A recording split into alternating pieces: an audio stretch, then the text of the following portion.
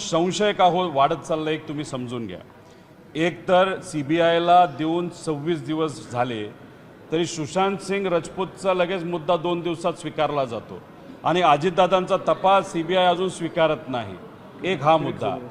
दुसरा मुद्दा असा आहे की जेव्हा केव्हा मी बोलतोय तेव्हा एकनाथ शिंदे साहेबांचे सगळे नेते हे कुठेतरी पाठिंबा देत आहेत, बाकी लोक पाठिंबा देत आहेत, अजितदादांचे काही आमदार अमोल मिटकरी सारखे हे पाठिंबा देत आहेत, पण भाजपचे मोठे नेते कार्यकर्ते मात्र त्या ठिकाणी मला अडचणीत आणण्याचा प्रयत्न नाही तर माझ्या विरोधात तिथं बोलत आहेत। आता त्या लग्नाला कोण गेलं होतं अजून पुढे जाऊन मी नावं सांगू शकतो, फक्त आमची इच्छा काय की पारदर्शक पद्धतीने हा तपास तिथं झाला पाहिजे। दुसरं, एवढे सारे पुरावे असताना आणि तुम्ही DGCAच्या अंतर्गत एक कारवाई करता कोणावर VSRवर, त्यांचे 5 लेहर जेट विमानं ही तुम्ही ग्राउंड करता आणि त्यात असं म्हणता की नॉन कम्प्लायन्स होता। मग विमान उडवणाऱ्या कंपनीमध्ये जर एवढा मोठा नॉन कम्प्लायन्स असेल तर ती कंपनीच बंद झाली पाहिजे।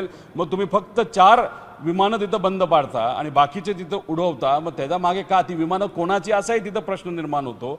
FIR करण्याचा प्रयत्न आम्ही करतो, आमचा FIR सुद्धा तिथं घेतला जात नाही। आणि मग ह्या सगळ्या गोष्टीकडे बघितल्यानंतर त्याच्याचबरोबर जे या देशाचे एव्हिएशन मंत्री आहेत राम मोहन नायडू, आता ही एक गोष्ट मी आता आपल्या सर्वांसमोर आणतोय आणि त्याच्यात आमच्याकडे उद्या जाऊन पुरावे सुद्धा आपल्या सर्वांना देतो। आम्हाला जे कळलेलं आहे की चंद्रबाबा नायडू हे स्वतः रोहित सिंगच्या लग्नाला नोव्हेंबर 2024ला गेले होते आणि चंद्रबाबा नायडूंबरोबर सुद्धा राम मोहन नायडू हे होते आणि राम मोहन नायडू हे या देशाचे एव्हिएशन मंत्री आहेत आणि त्यांच्याच मंत्रालयाच्या अंतर्गत AAIB हे जे इन्व्हेस्टिगेशन विंग आहे ते तिथं तपास करते। AAIB वर दुसरा कोणाचा अधिकार नाही, डायरेक्ट मंत्र्याचा अधिकार असतो। मग तुमचं VSR बरोबर आर्थिक संबंध आहेत, VSR बरोबर तुमचे व्यक्तिगत संबंध आहेत। VSRला ज्या दिवशी एखादी मोठी बँक 40 कोटी रुपये निधी देते तेव्हा चंद्रबाबा नायडूच्या एका NBFCला सुद्धा 50 कोटी रुपये त्याच दिवशी तिथं दिले जातात। अहो किती अजून योगायोग तिथं आणू, आणि हे सगळे संबंध असल्यामुळे अजितदादांना न्याय मिळत नाही आणि इन्व्हेस्टिगेशन हे योग्य दिशेने जात नाही असं आमचं ठाम मत आहे। अमोल मिटकरींचं नाव घेतलं मी, अमोल मिटकरींनी नुकतं एक ट्विट केलं आहे, त्या ट्विटमध्ये त्यांनी म्हटलं आहे की VSRचा मालक VK सिंग यांनी व्हॉट्सअप करून कॉल करून मीडियापासून दूर राहण्यासाठी सांगितलं होतं, खास करून पिंकी माळीच्या आईला आणि त्याच्या भावाला द्या, आणि सोबतच त्याच्या रेकॉर्डेड कॉलमध्ये हे सुद्धा त्यांनी दावा केला आहे मिटकरी यांनी की पायलट यांनी अजित पवार इनको फ्लाइट को ठोक दिया अशी ही भाषा वापरलेली आहे असा दावा अमोल मिटकरींनी केलेला आहे। याचाच एक ऑडिओ मुंबईमध्ये जेव्हा प्रेस कॉन्फरन्स झाली होती त्या प्रेस कॉन्फरन्समध्ये आम्ही दिला होता की एक वकील VK सिंगचा असा बोलतोय कि उस पायलट ने ठोक दिया, हा एक मुद्दा त्याच्यामध्ये आहे। त्याच्याचबरोबर ते माळी परिवार आहे ते स्वतःच्या मुलीला न्याय मिळावा यासाठी आणि खास करून अजितदादांना न्याय मिळावा, या दोघांना न्याय मिळावा अशासाठी ते तिथं प्रयत्न करतात। त्यांची आई तिथं आजारी आहे, त्यांचा तिथं डॉक्टरांकडनं चांगलं तिथं ट्रीटमेंट तिथं सुरू आहे, पण त्यांना कुठेतरी दबाव हा आणला जातोय, मग ये नहीं मिलेगा वो नहीं मिलेगा। आणि ह्याच्यात कुठेतरी VK सिंगला असं वाटतंय आता CIDकडे जात असताना AK-47 घेऊन जाणारा माणूस म्हणजे किती पोचलेला असेल तुम्ही त्या ठिकाणी बघा।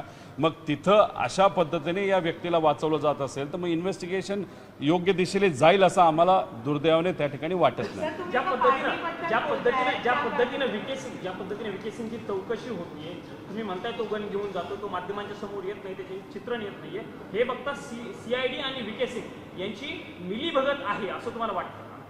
नाही, CIDमध्ये असणारे अधिकारी चांगले आहेत, ते काय खराब आहेत असं मी म्हणणार नाही, कारण शेवटी ते महाराष्ट्र पोलीसची लोक आहेत, त्यांच्यावर आमचा विश्वास आहे। पण शेवटी कसं असतं की आता तशीच घटना जे मरीन ड्राईव्ह पोलीस स्टेशनवर FIR तर आमचा PI घेतच होता, टायपिंग करायला सुरुवात झाली होती, आमचा व्हिडिओ त्याच्यामध्ये स्टेटमेंट त्या ठिकाणी घेतलं जात होतं आणि त्याच्यातच वरून एक मोठा अधिकारी तिथे आला आणि ते सगळं थांबवलं कारण त्या अधिकाऱ्याला अजून कुणीतरी तिथं फोन केलं होतं, प्रेशर टाकलं होतं। मग अशा पद्धतीने CIDवर जर प्रेशर टाकलं गेलं तर मग इन्व्हेस्टिगेशन का तिथं नीट होणार नाही? माझं म्हणणं आहे की इन्व्हेस्टिगेशन तर दूर राहिलं, साधा आमचा FIR तिथं घेतला जात नसेल, तिथं किरीट सोमय्या जर पोलीस स्टेशनला जाऊन दबाव आणून त्यांच्या काळामध्ये अशाच प्रकारच्या एका घटनेमध्ये घाटकोपरच्या एका ॲक्सिडेंटमध्ये विमानाच्या FIR करून घेत असेल आणि आम्ही आमदार असताना सुद्धा तिथं जाऊन आणि दादांचे नातेवाईक असताना आणि कार्यकर्ता आणि महाराष्ट्र नागरिक असताना दादांचा FIR घेतला जात नाही, हे म्हणजे खरंच दुर्दैवी गोष्ट आहे. प्रफुल्ल पटेलांचा मुद्दा उपस्थित करतो. प्रफुल्ल पटेल तिथे उपस्थित होते हे पार्थ पवार यांना माहिती आहे, कारण त्या पक्षाचे राष्ट्रीय अध्यक्ष आहेत. वहिनींना माहिती आहे का?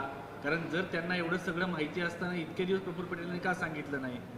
हे बघा, मी आता माहिती तिथं दिलेली आहे आणि याच्यातच त्या दिवशी आणि त्याच्या आदल्या दिवशी आणि त्याच्यानंतरच्या दिवशी तुम्ही जयपूरचे जे विमानतळ आहे त्या विमानतळाला VSRच्याच कंपनीच्या विमानातून मला जे कळालं चंद्रबाबा नायडू हे तिथं जयपूरला पोचले होते.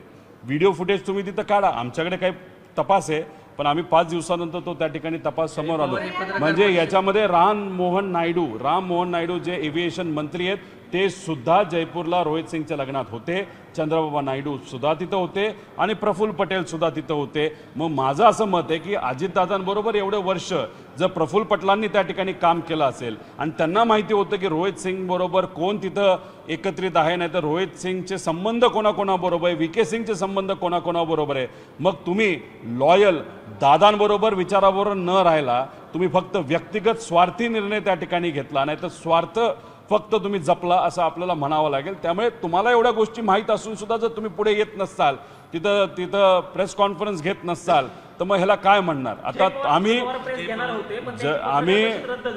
आम्ही प्रफुल्ल पटेलांच्या प्रेससाठी तिथे थांबलोय आणि आमचं असं सुद्धा मत आहे की राम मोहन नायडू जे या देशाचे एव्हिएशन मंत्री त्यांनी सुद्धा प्रेस कॉन्फरन्स घ्यावी आणि ह्या सगळ्या गोष्टी तिथं समोर आणाव्या. DGCL प्रेस कॉन्फरन्स घ्यावी. आम्ही जे बोलतोय ते खोटं हे सिद्ध त्या ठिकाणी त्यांनी करून दाखवावं. स्टेटमेंट द्यायचं नाही, पण सिद्ध करून त्या ठिकाणी दाखवायचं.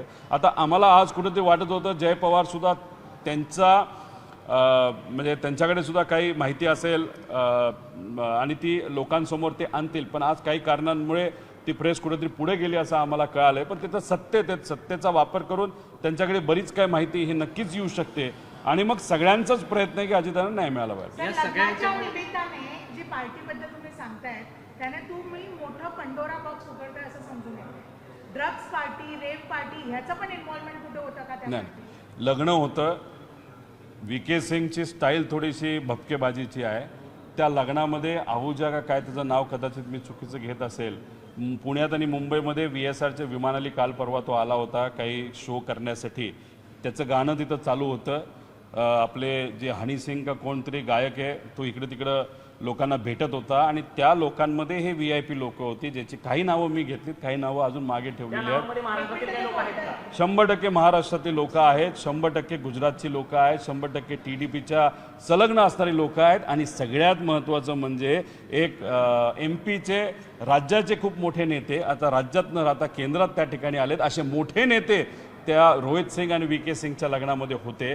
मग एवढे मोठे लोक जर तिथे असतील तर साहजिकच VK सिंगला वाचवलं जाईल का?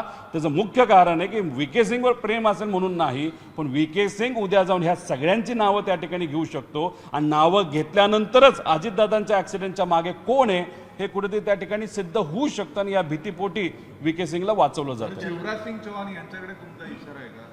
तेच केंद्रात आले 4-5 दिवस द्या, मी नक्कीच या बाबतीत तुम्हाला सांगेल. त्याच्याबरोबर दिलीप बिल्कॉनचं तर मी सरळ तिथं तुम्हाला काही संबंध तिथं दाखवलेले आहेत. त्याच्या पूर्वीच्या बातम्यासुद्धा आहेत की दिलीप बिल्कॉन जो नाशिकचा आहे, नाशिकचे अनेक नेते त्या दिलीप बिल्कॉनला सूर्यवंशीला ओळखून असतील. MP मध्ये सगळ्यात मोठं त्याचं काम आहे आणि त्याचे आणि कोणाचे संबंध हे लोकांना तिथं माहिती आहे. त्यामुळे असे सगळे लोक त्या रोहित सिंगच्या लग्नात बघा, लग्नात जाणं विणं लोक म्हणतील काय रिलेशन, पण विषय एवढाच आहे की एवढे मोठे लोक एका छोट्याशा व्यावसायिकाच्या लग्नाला तिथं जात असतील तर याच्यावरूनच समजून घ्या की तो छोटा व्यावसायिक नाही, तो पोचलेला व्यावसायिक आहे आणि तो पोचलेला असल्यामुळेच आज त्याला वाचवलं जाते आणि त्याला वाचवलं जाते म्हणूनच दादांना दुर्दैवाने त्या ठिकाणी न्याय मिळत एक नाही. मुद्दा आहे की पार्थ पवार, जय पवार आणि सुनेत्रा पवार यांना या गोष्टीची माहिती होती का? आणि जर असेल तर इतके दिवस प्रफुल्ल पटेलांनी का लपून ठेवली? ज्या व्यक्तीवरती, ज्याच्या कंपनीवरती कारवाई व्हावी म्हणून जय पवार सांगतायत, त्याचे आणि प्रफुल्ल पटेलांचे संबंध आहेत हे तुम्ही सांगता याच्यावरून सिद्ध होतं. याच्यामुळे कुठेतरी त्यांचं आतमध्ये घुसमट होते का? किंवा प्रफुल्ल पटेलांच्या बाबतीत त्यांच्या मनामध्ये काय सुरू आहे का? हे बघा, प्रफुल्ल पटेलांचा स्वभाव कसा आहे हा मला तरी माहीत नाही, पण माझं काय खूप चांगलं होतं त्यांच्याबरोबर असंही नाही आहे. विषय एवढाच आहे की दादांना शेवटच्या काळामध्ये त्रास कोणाकडनं झाला हा दादांना माहीत होता आणि दादांच्या जवळच्या लोकांना माहीत होता. माझा प्रश्न एवढाच आहे की कदाचित काकींना, पार्थला, जयला, प्रफुल्ल पटेल त्या लग्नाला होते, प्रफुल्ल पटेलचे त्या लोकांबरोबर संबंध होते, कदाचित माहीत नसावं. अरे मग माहीत आहे नाही याच्यापेक्षा प्रफुल्ल पटेलांनी दादांच्या प्रेमापोटी ही सगळी माहिती त्यांना द्यायला पाहिजे होती, सांगायला पाहिजे होतं. मग ही माहिती जवळ का ठेवली जाते? अजून बरेच विषय आहेत जे उद्या जाऊन मी त्या ठिकाणी कसं आहे, इन्व्हेस्टिगेशन होत असताना आपला मोठा नेता, मित्र या सर्व घटनेमध्ये जर आपल्यापासून दुरावला असेल, नाही तर ॲक्सिडेंट झाला असेल, तर मृत्यू झाला असेल, तर एका मित्राची जबाबदारी आहे ना की इन्व्हेस्टिगेशनला सगळी माहिती देणं.